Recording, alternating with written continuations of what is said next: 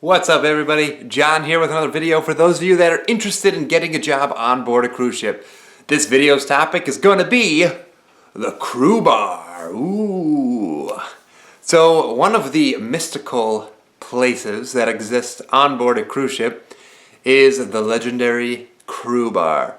It's kind of one of those things where the guests kind of know about it and they like to think about it. And then you kind of hear about it before you go, like, oh my God, the crew, they get to drink so cheap. They get to, it doesn't cost them anything.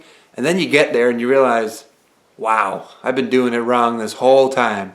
So the crew bar is pretty cool. I can only speak on behalf of my crew bar experiences. I'm sure every cruise line, though, is pretty similar. From what I've heard, every cruise line's pretty much the same thing.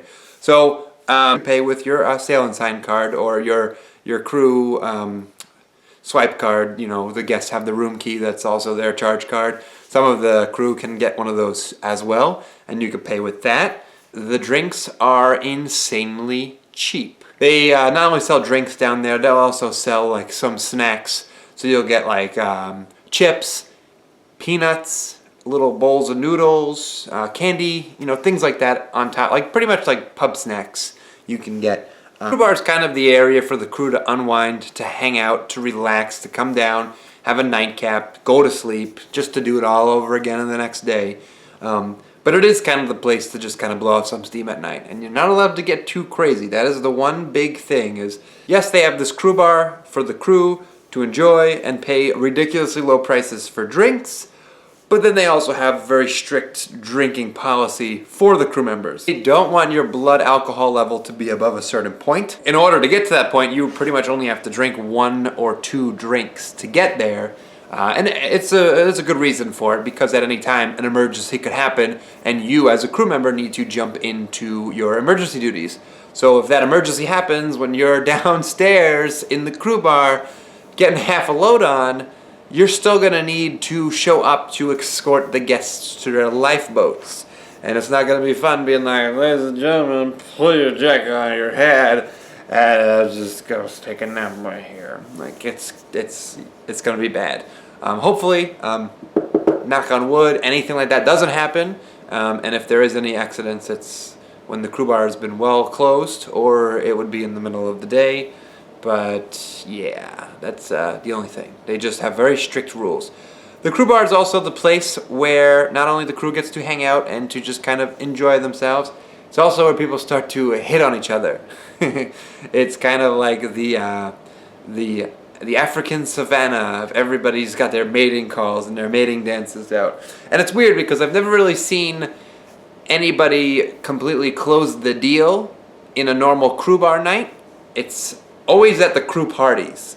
So it's almost like the crew bar is like the build-up. It's like crew bar, crew bar, crew bar, crew bar, crew bar. Oh, the once a month big crew party. That's where, boom, they're now a couple. But yeah, so the crew bar is a pretty cool place. To just kind of give you an idea, you could buy a round of drinks for your whole table for like $7. And that's like 7 people drinking. So yeah, it's kind of like a dollar a drink.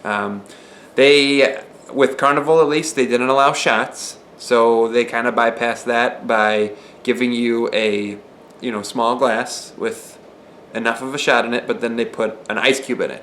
So you have tequila on the rocks or Jägermeister on the rocks. So they have rules. They have rules. Ordering drinks in the crew bar is always fun.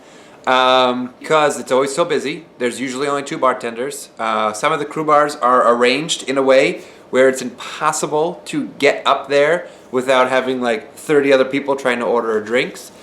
It's also very inclusive sometimes.